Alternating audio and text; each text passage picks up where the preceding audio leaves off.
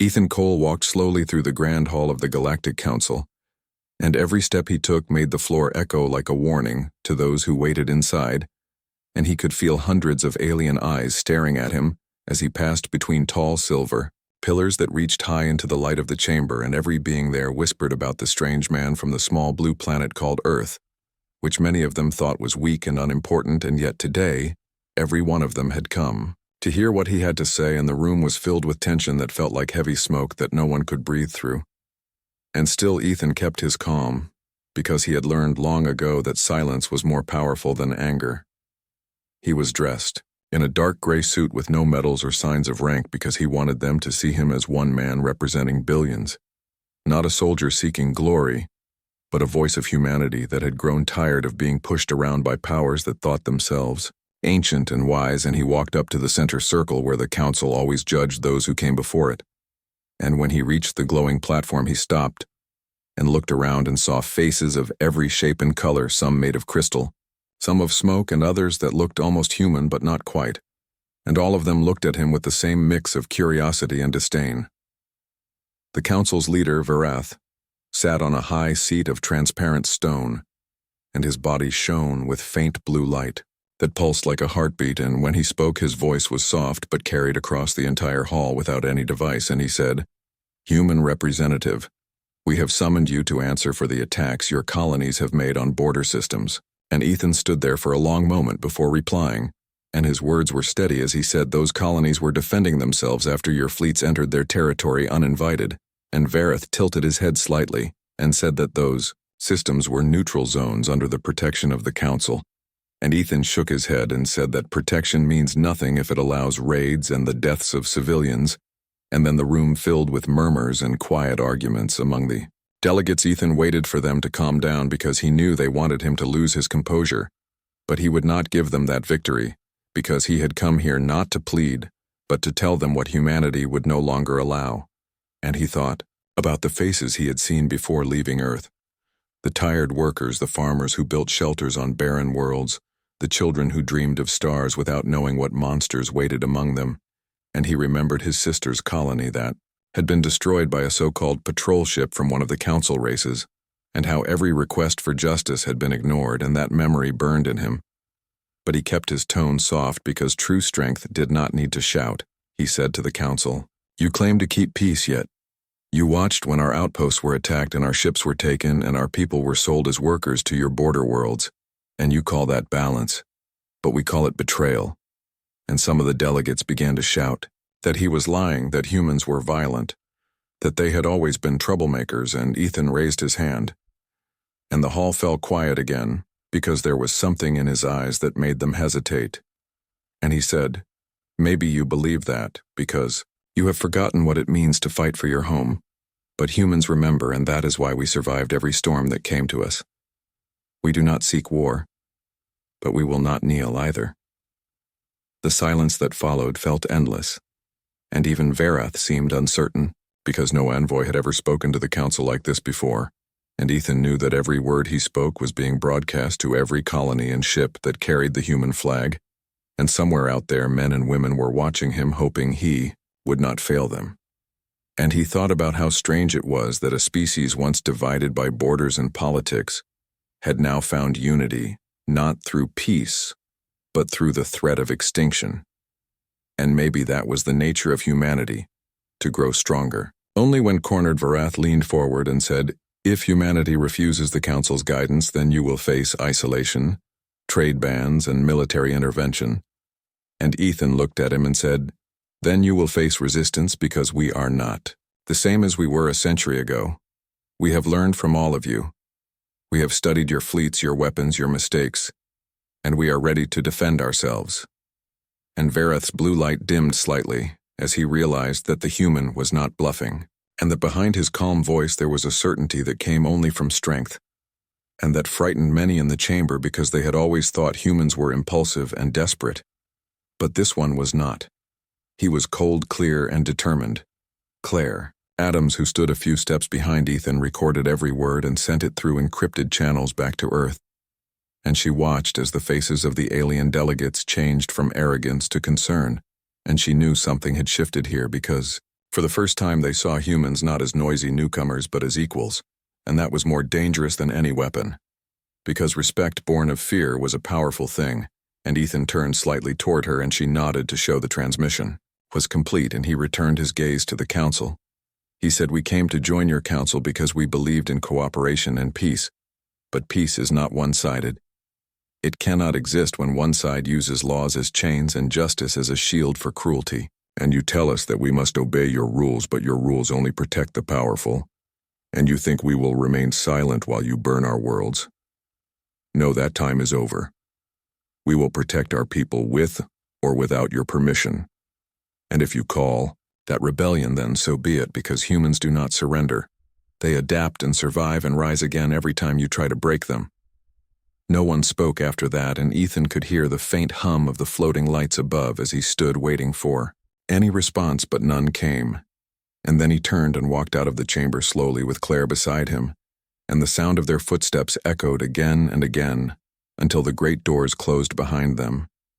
And in that silence, the council realized they had just seen the beginning of something they could not control, and outside the building the human flag hung quietly against the light of the twin suns, and the ships that had brought Ethan there waited in orbit, silent and patient, like wolves, watching from the dark as he walked toward the shuttle. Ethan thought about what would come next, and he knew that the council would not listen, that they would send fleets and threats and sanctions, but he also knew that humanity was ready this time. The colonies had united, the fleets had been built, and the people had found purpose not in conquest but in survival and unity. And he felt a strange calm inside, because he understood that his mission had not been to win their approval, but to warn them, and that warning had been delivered. The shuttle doors closed behind him, and Claire sat across from him, her face pale but her eyes bright, and she asked, "Do you think they understood?" And Ethan looked out at the stars and said, "They will soon." And the engines came to life, and the ship rose into the sky, leaving behind the shining towers of the council world and heading toward the black sea of space, where the real decisions would be made, not with words but with actions. And in that moment, Ethan Cole, the envoy of Earth, knew that history had just turned a new page, and that nothing would ever be the same again. Ethan Cole returned to the human command station orbiting above Mars, and the silence of the council chamber was still ringing in his ears as he walked through the long corridors lined with windows that showed the red planet turning slowly below, and he knew that the message he had delivered had already reached every human world. Because when he stepped into the main control deck, everyone stopped what they were doing and looked at him, not as a diplomat anymore, but as the man who had spoken for all of them. And in their eyes he saw a mix of pride and fear, because they knew what was coming next. Claire Adams followed close behind, carrying the data reports from the council, and she said that the transmissions from the alien worlds were full of anger and confusion, some demanding punishment and others warning of consequences, and Ethan just nodded, because he expected nothing else, since he had not gone there to beg. He had gone there to draw a line, and he said, "They will move against us soon, but this time they will find us ready." And he turned toward the observation window where ships moved like silent arrows between the stars, and each one carried the hopes of billions who had waited too long for someone to stand up for them. General Marcus Hale entered the room with his uniform still marked with the dust of the shipyards, and his voice was deep and steady when he said, "We heard your words, Ethan, and the whole command has approved the defense protocol." And he handed him a small tablet showing the activation codes for the human defense fleet spread across the colonies. And Ethan took it in silence, because he knew that this was not just about defending borders. It was about showing the galaxy that humans could not be intimidated anymore. And Marcus said, "The council will send fleets within weeks. Their scouts are already near our outposts." And Ethan said, "Then we make sure they find something they do not expect across human space." The call went out to every station and colony, and every shipyard came alive with lights and sound and the noise of engines roaring, as old vessels were refitted, and new ones were born from steel and fire, and men and women worked without rest, because they knew that the next war would not be fought for conquest but for survival.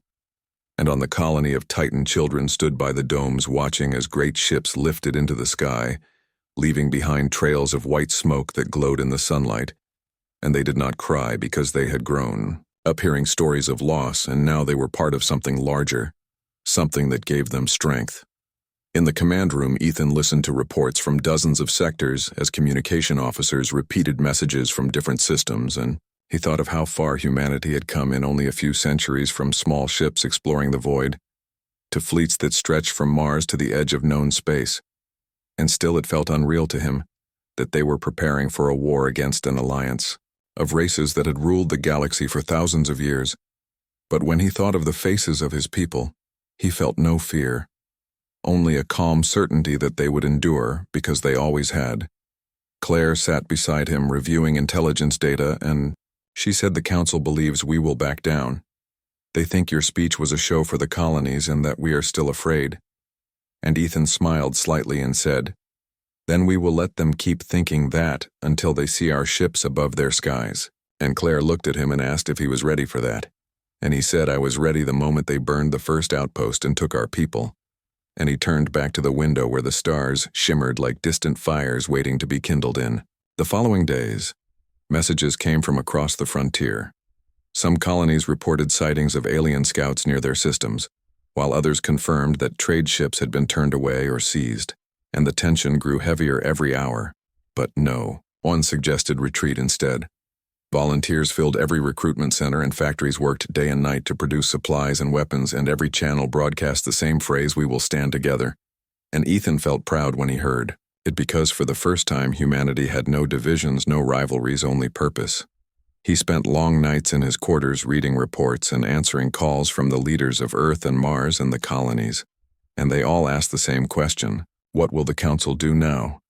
And Ethan always gave the same answer: "They will come, but we will meet them on our terms." And he could not sleep, because his mind kept returning to the faces in that council chamber, the ones who had laughed when he spoke, the ones who had called humans impulsive and primitive.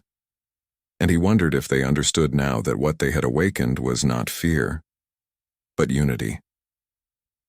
General Marcus called him one night to the tactical command room, where the lights of dozens of holographic maps showed fleets moving like clouds.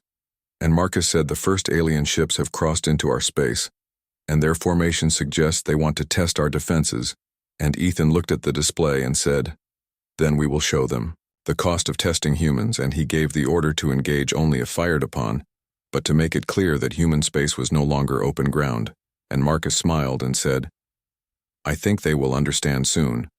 In the outer system, Captain Laura Green commanded one of the newest carriers named Aurora, and she watched the radar screens as alien ships approached, and her voice was calm when she ordered her crew to hold position, and every man and woman on her bridge waited as the alien fleet came closer and closer, until finally a bright flare appeared on the sensors and one of the human escort ships was hit.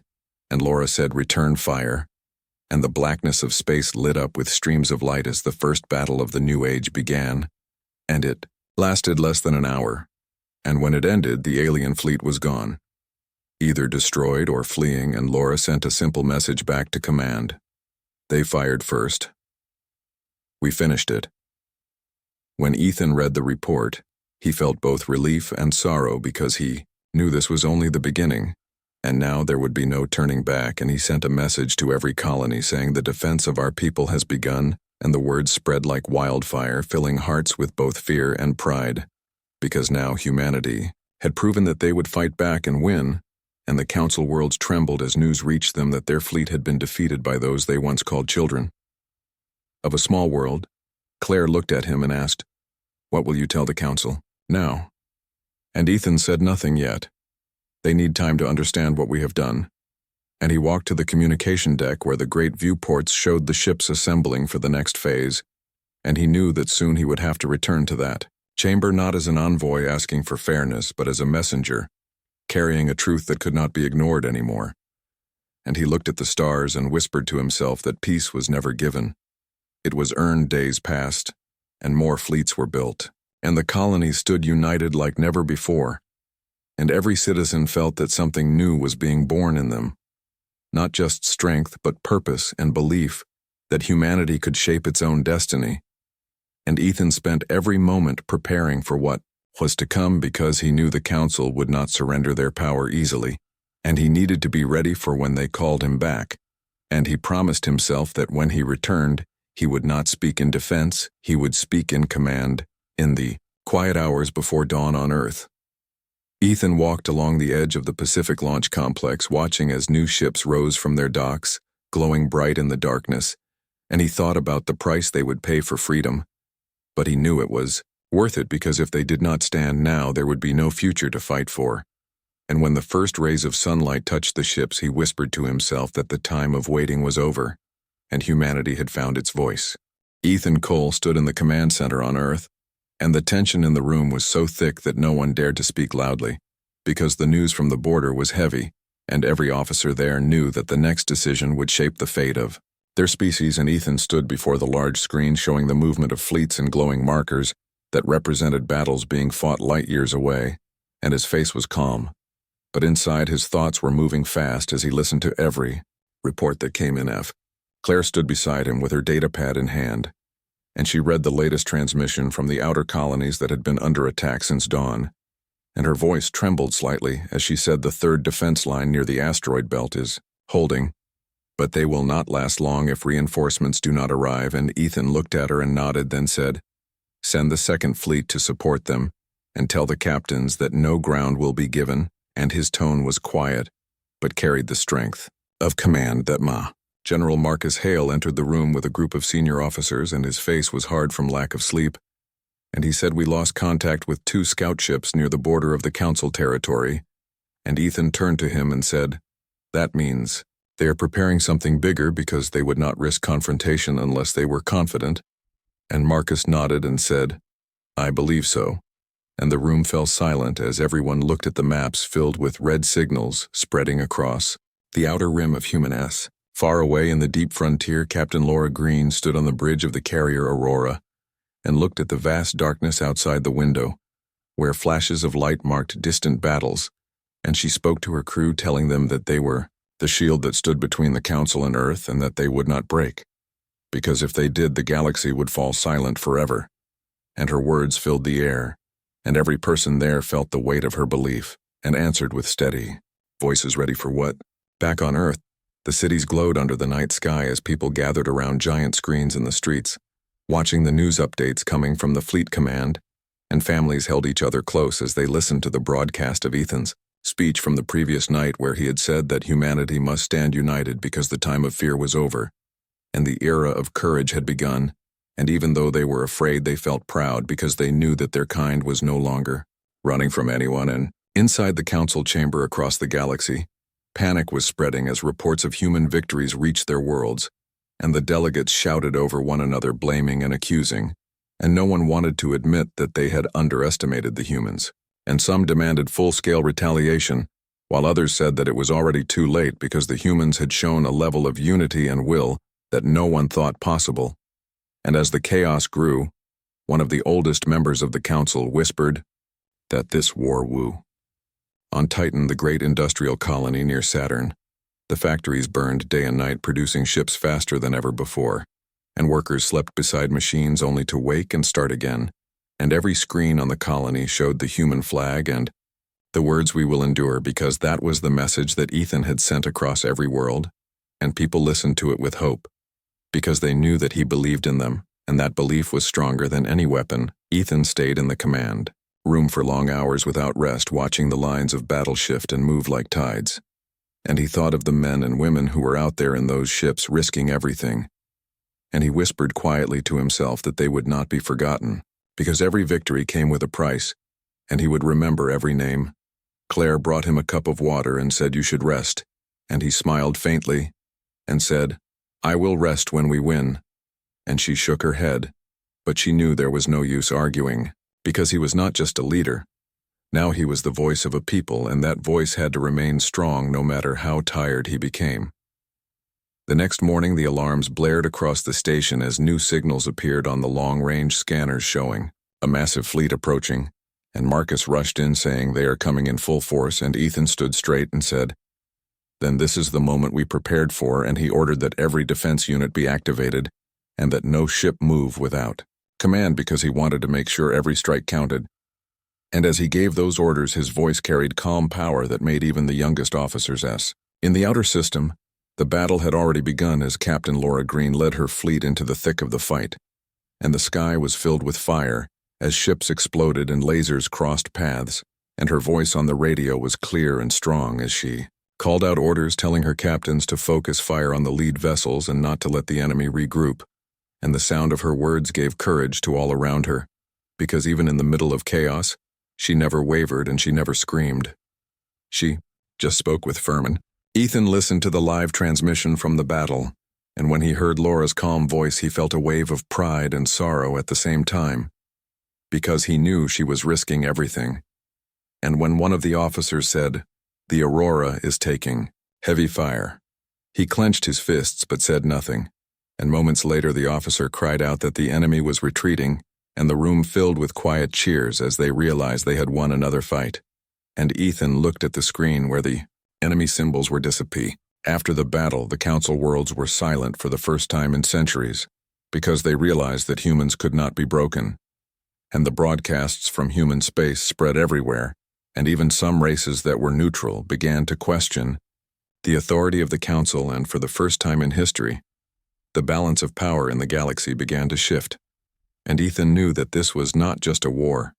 It was a transformation of everything that had existed before.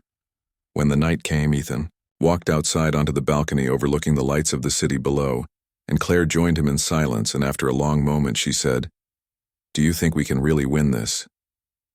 And he looked at her and said, "Winning is not about destroying them. It is about making sure they can never control us again." And she nodded and said, "Then we are already winning because the people believe in you." And he turned his gaze to the stars and said, "They do not believe in me. They believe in themselves." And messages arrived from the colonies filled with words of unity and hope, and every child who looked up at the stars that night believed they were part of something greater. And Ethan felt the weight of that hope more than any weapon, because he knew that if he failed it would all fall apart, but he also knew he would not fail because failure was no longer an option. In the following days, human fleets pushed deeper into the frontier, not to conquer but to secure their borders, and they found abandoned stations and wrecked ships left by retreating enemies. And Claire studied the data from those ruins and said they are running. And Ethan said they are afraid, and fear will keep them away long enough for us to rebuild. And she asked him, "What comes after?" And he said, "After comes peace, but not the kind they gave us. It will be our peace won. We build ourselves." The Council met again in secret, and some of its members whispered that perhaps they should call for truce before their power was lost completely. But others said that humans would never accept. And they were right, because Ethan had already told every leader in human space that they would never bow again, and that the age of fear was finished. Forever, Ethan stood before the Council of Human Worlds a few days later, and told them that they had changed history and that no matter how the war ended, humanity would never be the same, because now they had proven that they could unite. And he told them that unity was the true victory, not destruction. And when he finished speaking, the entire chamber stood in silence, because they understood that he was not speaking as a soldier or a diplomat, but as the voice of a species that had found its place in the galaxy. That night, Ethan stood alone at the window of his office watching the stars flicker, and he whispered to himself that the hardest battles were yet to come, but also that the hardest step had already been taken, and he knew that from this point forward, humanity was writing its own story, one not ruled by fear or arrogance but by the simple will to endure and to rise. And as the ships moved silently across the night sky, he smiled slightly, because he knew that the galaxy would never be the same again. Ethan Cole stood in the war room as the holographic map of the galaxy glowed before him, and he watched hundreds of small blue lights representing human fleets spread outward from Earth, each one moving toward a different front, and the sound of communications filled the air as officers coordinated the vast network of ships and soldiers, and the human dominion now stretched far beyond what anyone had imagined only a few years ago. And Claire stood beside him quietly holding a tablet with the latest reports, and she said the Council forces are gathering again near the outer rim, and their numbers are large. And Ethan looked at her and said, "Then we will meet them there because we have no other choice." And Claire nodded, knowing that what he meant was true, because retreat was no longer an option for humanity. In the deep of space, the fleet led by Captain Laura Green moved silently past the shattered remains of alien stations, and she stood on the bridge looking out at the stars. and her crew worked around the clock repairing damage from the last battle and preparing for another, and she could feel the exhaustion in the air, but also the determination, because everyone knew they were fighting for something bigger than themselves. And she spoke over the comm saying, "We stand today not just for Earth but for every free mind in this galaxy," and her voice filled the ships around her and inspired even those who had lost hope, because she spoke with calm strength that no fear could shake back on Earth. Ethan was meeting with General Marcus Hale, who had just returned from the outer colonies, and Marcus said the colonies are united behind you. Now Ethan and they are building ships faster than ever, and Ethan said good, because we will need every one of them soon, and Marcus said the council has sent a new envoy. They are requesting another meeting, and Ethan looked up sharply and said, "They still think we can be reasoned with." And Marcus said, "Maybe they are desperate," and Ethan said desperation makes them dangerous, and Claire entered saying the envoy is already in orbit, waiting for your answer. And Ethan said let them wait, because they made us wait for centuries. In the orbital station above Earth, the alien envoy, named Kale, waited with growing unease, and he looked through the transparent wall at the blue planet below, glowing in the darkness, and he could not understand how this small world had become such a force. And when Ethan finally entered the room, Kale rose and said with a calm voice, "I come on behalf of the Galactic Council to propose peace." And Ethan stopped in front of him and said, "You came to propose control again, not peace." And Kale said, "No. We offer a truce, a ceasefire." And Ethan said, "A truce only lasts until the stronger side changes its mind." And Kale said, "Many worlds fear you now." And Ethan replied, "They feared us before too. But they called it contempt then, and now they call it respect." And Kale said, "If this war continues entire, systems will burn." And Ethan said, "Then maybe they will remember that next time before they threaten humanity." And he turned and left, leaving Kale in silence, because he knew that humanity was no longer a people to command, but a power to reckon with. Meanwhile, in the outer rim, the council fleets were forming an enormous line stretching across light years, and Admiral Solren of the council forces watched as his ships readied for war, and he said the humans have to be stopped here, or the council will fall. And his officers nodded, though fear flickered in their eyes. And when the first human fleet appeared on the scanners, Solren gave the order to open fire, and the stars erupted with beams and explosions as thousands of ships collided in a storm of energy and fire, and through the chaos the human ships held formation, moving with precision that shocked the alien commanders. And Laura Green stood at the center of it, her voice steady as she commanded her crews to focus fire and hold their ground. Battle raged for hours and then days with no side giving up, and space was littered with debris glowing faintly against the darkness, and Laura's ship took heavy damage, but she refused to retreat. And when one of her officers shouted that their shields were down, she said, "Then we fight without them," and she led a desperate charge that broke through the enemy's flank and destroyed their command ships. And when the smoke cleared, the human fleet was still standing, though barely, and the council forces retreated once more, leaving behind wreckage and silence. And Laura leaned against the console, exhausted but smiling, because they had survived again. On Earth, the news spread like wildfire, and people filled the streets cheering for the fleet and for Laura Green. And Ethan watched the broadcast with quiet pride, but he knew it was not the end, because the council would regroup and strike again harder than before. And Claire said, "You should address the people." And Ethan nodded and walked to the central platform of the United Command, where millions watched his image appear on every screen across every colony. And he said, "Humanity once stood alone and afraid, but no longer. We stand together and we fight together, not because we seek conquest, but because we will not live in chains." And his words echoed across the systems, and the people responded with one voice for Earth and for freedom. And Ethan looked at them and knew that even if the war lasted years, they would not break. In the Galactic Council chamber, chaos reigned again as reports of another defeat came in, and ambassadors shouted at each other, blaming and accusing, while the High Chancellor sat in silence, his face pale and tired. And he finally said, "They have become what we feared, not monsters but equals." And the chamber fell silent, because none could deny it any longer. And some began to whisper that maybe the humans should be left alone, that perhaps this war could not be won. And others demanded revenge, but for the first time fear outweighed pride, and that fear spread across their worlds like a shadow. As the months passed, Humanity continued to grow stronger, building new ships and new alliances, and even some alien species that had once followed the council began to send secret messages to Ethan offering aid or at least neutrality, because they saw in humans a chance for something different, a power that fought for its own survival, not domination. And Ethan read those messages, quietly, and told Claire, "We will not repeat their mistakes. If we win this, we must build something better." And Claire said, "I hope we can." And Ethan said, "We will. Because this time we know what it costs."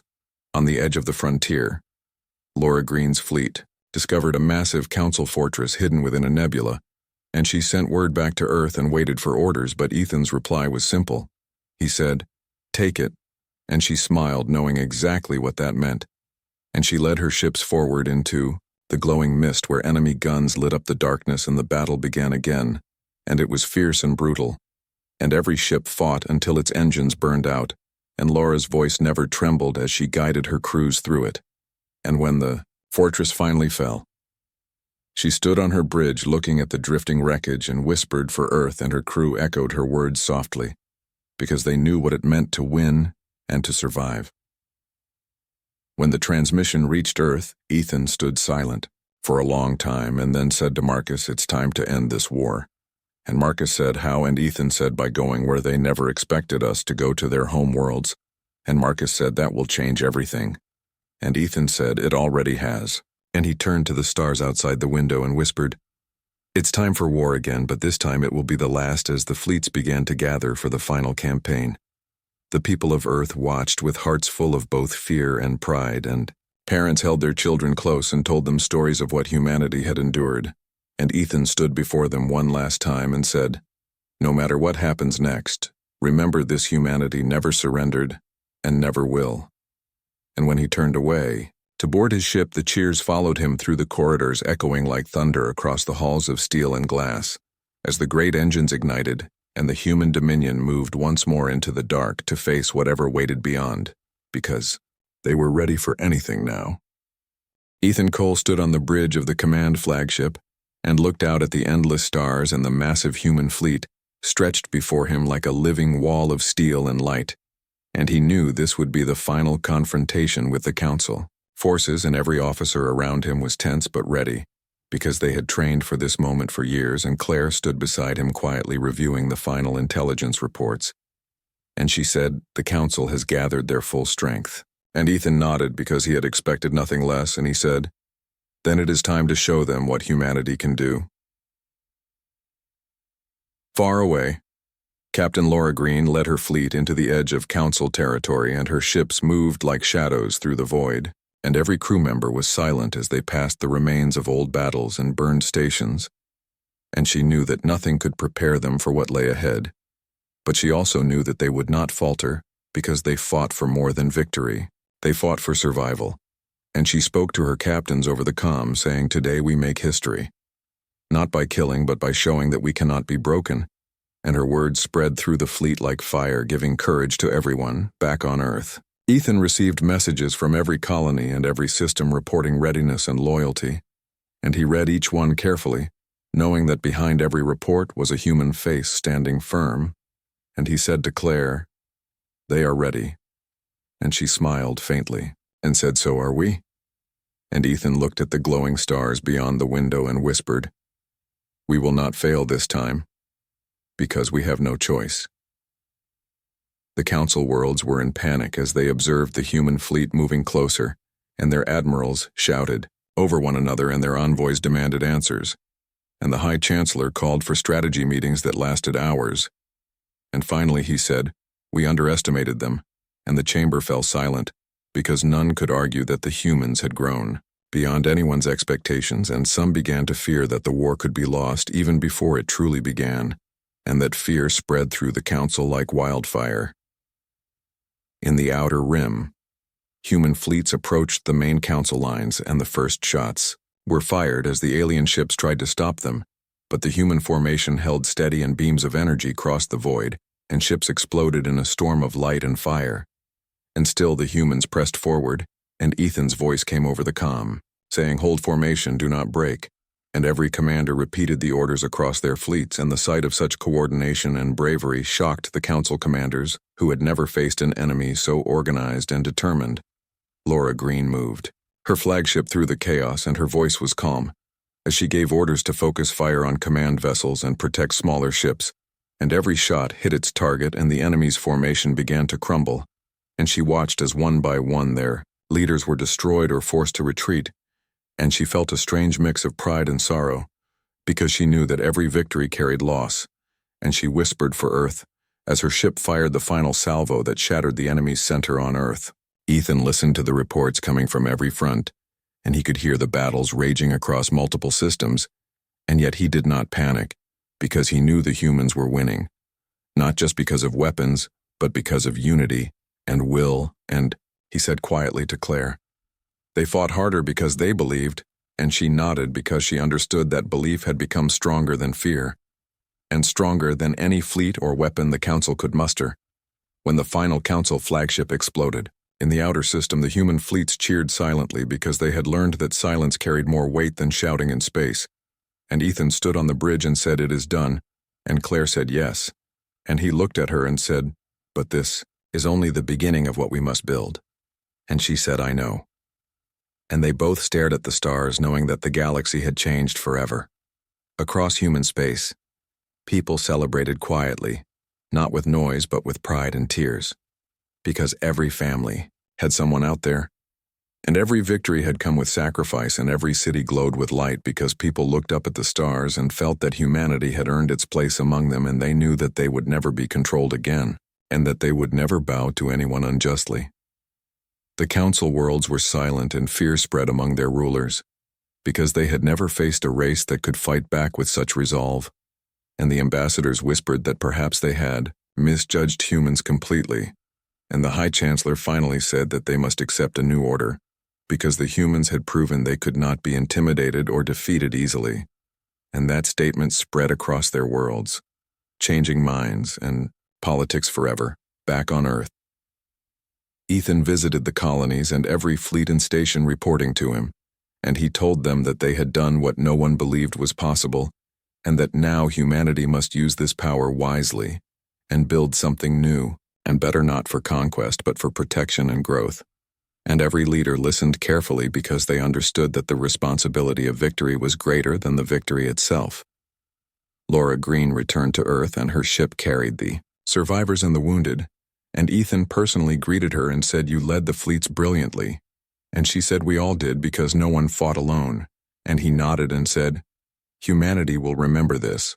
And Claire said, "It is not just memory, it is a legacy." And Ethan looked at the stars and said, "Yes, a legacy that will last for generations." The months that followed were busy with rebuilding and reorganization, and every colony worked to repair damage and strengthen defenses, and at the same time they began to explore and expand further into the galaxy.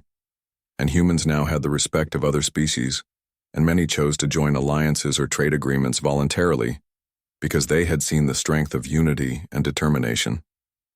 And Ethan oversaw every plan, carefully knowing that power without guidance could be dangerous. At the final ceremony, Ethan stood before representatives of every human colony and fleet, and he said that humanity had faced the greatest challenge it had ever known, and survived not because of luck or chance but because of courage and belief in each other. And he said that now they must lead with wisdom and compassion, because that was the true measure of strength. And Claire stood beside him and added that the future belonged to those who never surrendered, and every person present understood that they were part of a new era. Ethan finally returned to his office and looked out at the stars once more and whispered that the war was over. But the work had only begun, and Claire joined him and said, "You did it, Ethan." And he said, "No, we did it, all of us together." And he thought of every soldier, every officer, every citizen, and every fleet that had contributed, and he smiled slightly, knowing that humanity had earned its place not by fear, but by will and determination, and that the galaxy would never forget that they had done it themselves, and so humanity stood ready not just as a survivor, but as a power to be respected. And as the ships glided silently through the stars, Earth and its colonies looked forward to a new age of freedom, unity, and courage, and Ethan whispered one last time that no matter what came next, humanity would face it as one, and that the story of Earth would continue to shine among the stars forever.